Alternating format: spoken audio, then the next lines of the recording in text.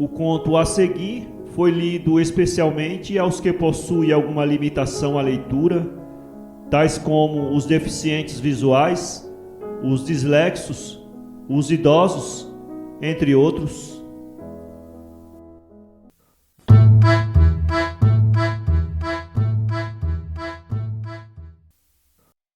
Este livro foi gravado nos estúdios da Fundação Dorina Noil para cegos.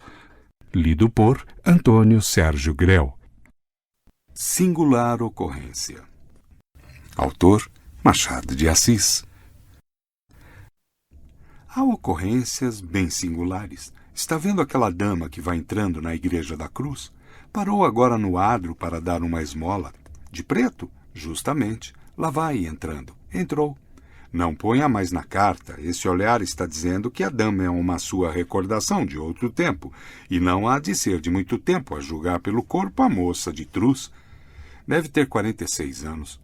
Ah, conservada. Vamos lá, deixe de olhar para o chão e conte-me tudo. Está viúva, naturalmente? Não. Bem, o marido ainda vive? É velho? Não é casada? Solteira? Assim. Deve chamar-se hoje Dona Maria de Tal. Em 1860 florescia com o nome familiar de Marocas. Não era costureira, nem proprietária, nem mestra de meninas. Vá excluindo as profissões e lá chegará. Morava na Rua do Sacramento. Já então era esbelta e seguramente mais linda do que hoje. Modos sérios, linguagem limpa. Na rua com um vestido afogado, escorrido, sem espavento, arrastava a muitos, ainda assim. Por exemplo, ao senhor. Não, mas ao Andrade, um amigo meu, de 26 anos, meio advogado, meio político, nascido nas Alagoas e casado na Bahia, de onde viera em 1859. Era bonita a mulher dele, afetuosa, meiga e resignada. Quando os conheci, tinha uma filhinha de 2 anos. Apesar disso, a Marocas, é verdade, dominou-o. Olhe se não tem pressa, conto-lhe uma coisa interessante. Diga. A primeira vez que ele a encontrou foi à porta da loja Paula Brito, no Rocio. Nota.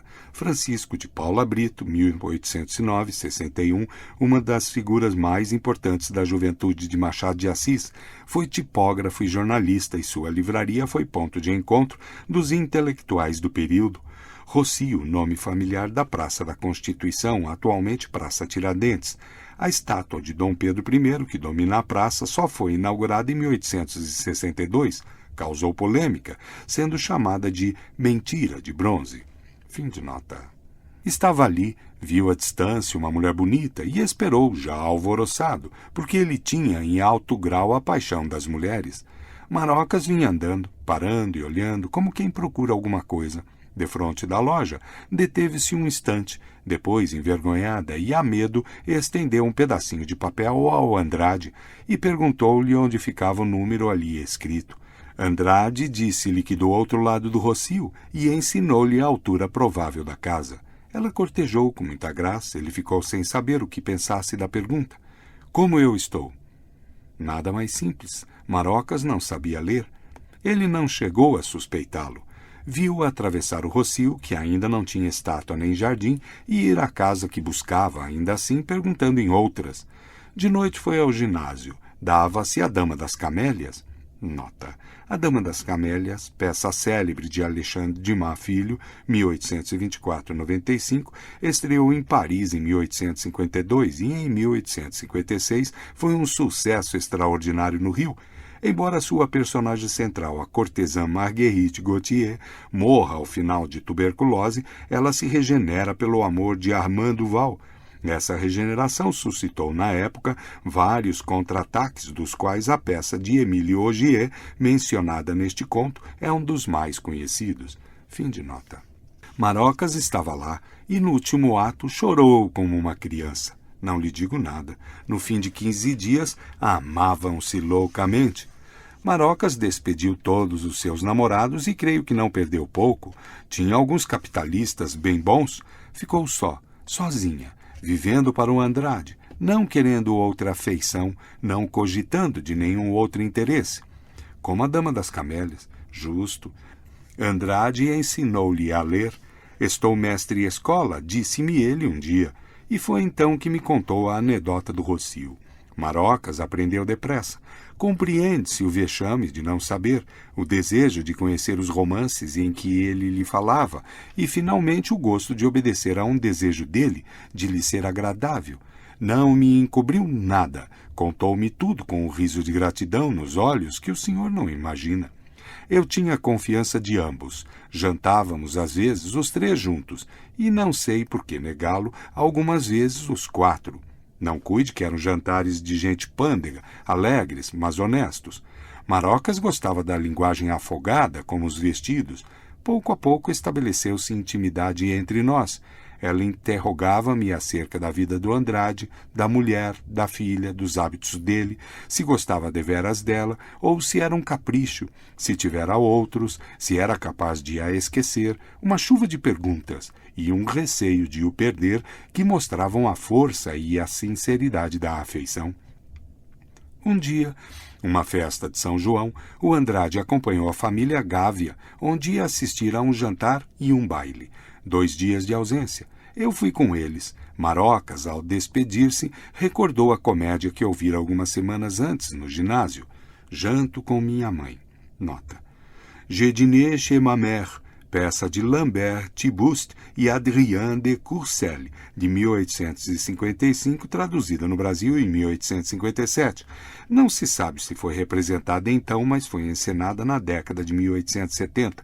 A ação, que se passa em 1765, tem como figura central a famosa cortesã Sophie Arnault, abandonada por todos os seus amigos e admiradores na noite de 1º de janeiro. Todos dão a mesma desculpa de que tem que jantar com sua mãe. Sophie fica só e tem que jantar com o retrato de sua mãe. Fim de nota. E disse-me que, não tendo família para passar a festa de São João, ia fazer como a Sophie Arnault, da comédia, ia jantar com um retrato, mas não seria o da mãe, porque não tinha, e sim do Andrade. Este dito ia lhe rendendo um beijo. O Andrade chegou a inclinar-se, ela, porém, vendo que eu estava ali, afastou-o delicadamente com a mão. Gosto desse gesto. Ele não gostou menos. Pegou-lhe na cabeça com ambas as mãos e paternalmente pingou-lhe o beijo na testa. Seguimos para a Gávea. De caminho, disse-me a respeito de Marocas as maiores finezas. Contou-me que as últimas frioleiras de ambos. Falou-me do projeto que tinha de comprar-lhe uma casa em algum arrabalde, logo que pudesse dispor de dinheiro. E, de passagem, elogiou a modéstia da moça, que não queria receber dele mais do que o estritamente necessário. Há mais do que isso, disse-lhe eu, e contei-lhe uma coisa que sabia, isto é, que cerca de 3 semanas antes, a Marocas empenhara algumas joias para pagar uma conta da costureira. Esta notícia abalou-o muito. Não juro, mas creio que ficou com os olhos molhados. Em todo caso, depois de cogitar algum tempo, disse-me que definitivamente ia arranjar-lhe uma casa e pô-la ao abrigo da miséria. Na Gávea ainda falamos da Marocas, até que as festas acabaram e nós voltamos. O Andrade deixou a família em casa, na Lapa, e foi ao escritório aviar alguns papéis urgentes. Pouco depois do meio-dia, apareceu-lhe um tal Leandro, ex-agente de certo advogado, a pedir-lhe, como de costume, 2 ou 3 mil réis. Era um sujeito reles e vadio, vivia a explorar os amigos do antigo patrão. Andrade deu-lhe 3 mil réis e, como o visse excepcionalmente risonho, perguntou-lhe se tinha visto passarinho verde. O Leandro piscou os olhos e lambeu os beiços. O Andrade, que dava o cavaco por anedotas eróticas, perguntou-lhe se eram amores. Ele mastigou um pouco e confessou que sim. — Olhe, lá vem ela saindo. Não é ela? Ela mesma. Afastemo-nos da esquina. Realmente deve ter sido muito bonita, tem um ar de duquesa. Não olhou para cá. Não olha nunca para os lados. Vai subir pela rua do ouvidor. Sim, senhor, compreendo o Andrade. Vamos ao caso. O Leandro confessou que tivera na véspera uma fortuna rara, ou antes, única, uma coisa que ele nunca esperava achar, nem merecia mesmo, porque se conhecia e não passava de um pobre diabo. Mas, enfim, os pobres também são filhos de Deus. Foi o caso que, na véspera, perto das 10 horas da noite, encontrara no Rocio uma dama vestida com simplicidade, vistosa de corpo e muito embrulhada num xale grande. A dama vinha atrás dele mais depressa.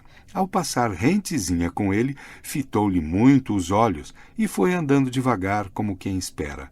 O pobre diabo imaginou que era engano da pessoa, confessou ao Andrade que, apesar da roupa simples, viu logo que não era coisa para os seus beiços. Foi andando. A mulher parada. Fitou-o outra vez, mas com tal instância que ele chegou a atrever-se um pouco. Ela atreveu-se o resto. Ah, um anjo! E que casa! Que sala rica! Coisa papa fina! E depois o desinteresse. Olha, acrescentou ele, para vossa senhoria que é para um bom arranjo. Andrade abanou a cabeça, não lhe cheirava o comborço, mas o Leandro teimou. Era na Rua do Sacramento, número tantos. Não me diga isso.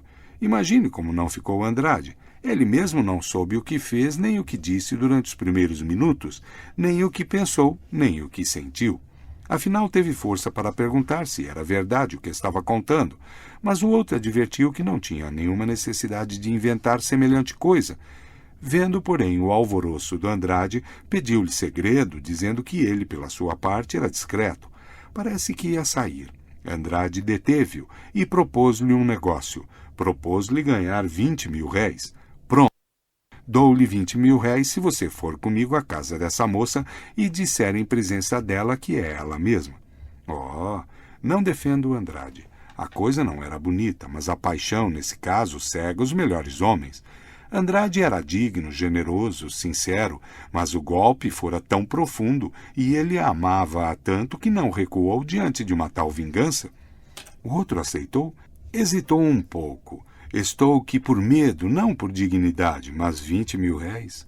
Pôs uma condição, não metê-lo em barulhos. Marocas estava na sala quando Andrade entrou. Caminhou para a porta na intenção de o abraçar, mas o Andrade advertiu-a com um gesto que trazia alguém. Depois, fitando-a muito, fez entrar o Leandro. Marocas empalideceu. — É esta senhora? — perguntou ele. — Sim, senhor — murmurou Leandro com voz sumida, porque há ações ainda mais ignóbeis do que o próprio homem que as comete. Andrade abriu a carteira com grande afetação, tirou uma nota de 20 mil réis e deu-lhe-a, e com a mesma afetação ordenou-lhe que se retirasse. O Leandro saiu. A cena que se seguiu foi breve, mas dramática. Não a soube inteiramente, porque o próprio Andrade é que me contou tudo e, naturalmente, estava tão atordoado que muita coisa lhe escapou. Ela não confessou nada, mas estava fora de si, e quando ele, depois de lhe dizer as coisas mais duras do mundo, atirou-se para a porta, ela arrojou-se-lhe aos pés, agarrou-lhe as mãos lacrimosa, desesperada, ameaçando matar-se, e ficou atirada ao chão num patamar da escada. Ele desceu vertiginosamente e saiu. Na verdade, um sujeito reles, apanhado na rua, provavelmente eram hábitos dela? Não. Não? Ouça o resto.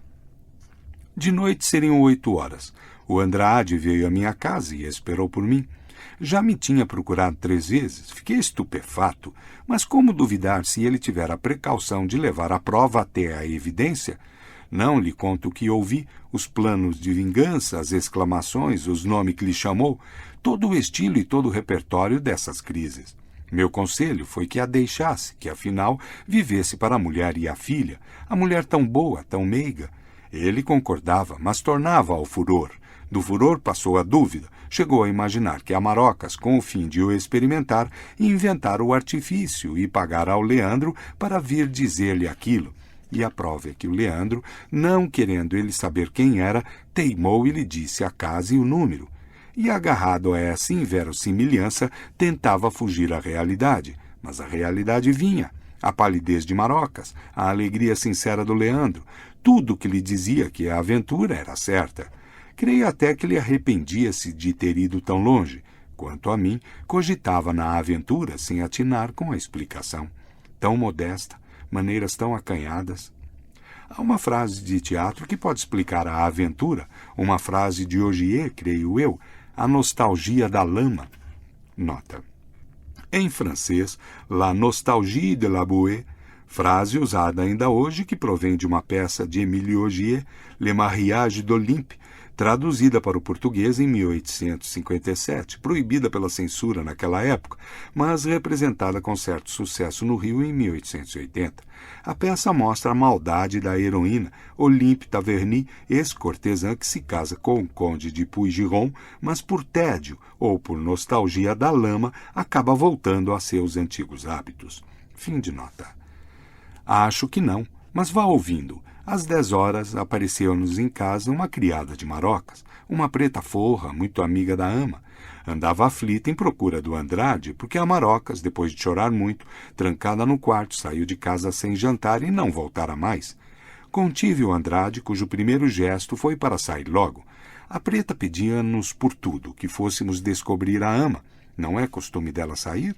Perguntou Andrade com sarcasmo, mas a preta disse que não era costume. Está ouvindo? Bradou ele para mim.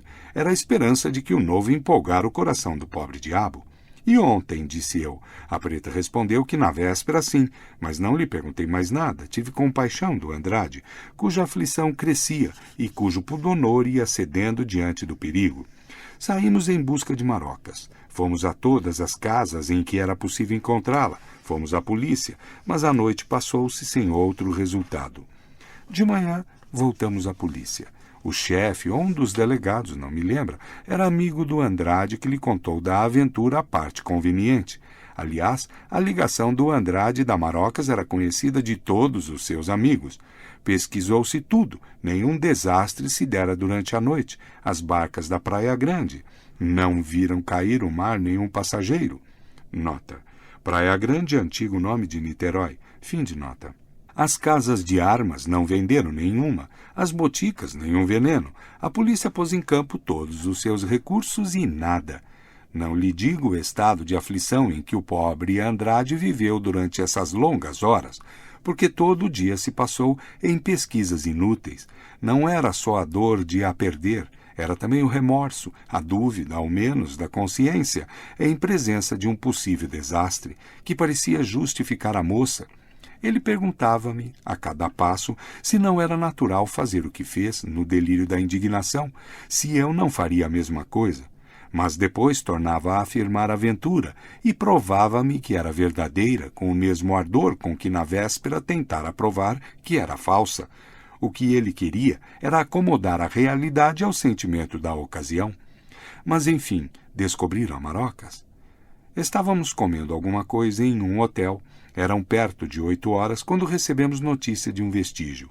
Um cocheiro que levara na véspera uma senhora para o Jardim Botânico, onde ela entrou em uma hospedaria e ficou. Nem acabamos o jantar, fomos no mesmo carro ao Jardim Botânico. O dono da hospedaria confirmou a versão, acrescentando que a pessoa se recolhera a um quarto, não comera nada desde que chegou na véspera, apenas pediu uma xícara de café. Parecia profundamente abatida. Encaminhamo-nos para o quarto. O dono da hospedaria bateu à porta. Ela respondeu com voz fraca e abriu. O Andrade nem me deu tempo de preparar nada. Empurrou-me e caíram nos braços um do outro. Maroca chorou muito e perdeu os sentidos. Tudo se explicou? Coisa nenhuma. Nenhum deles tornou ao assunto. Livres de um naufrágio, não quiseram saber nada da tempestade que os meteu a pique. A reconciliação fez-se depressa.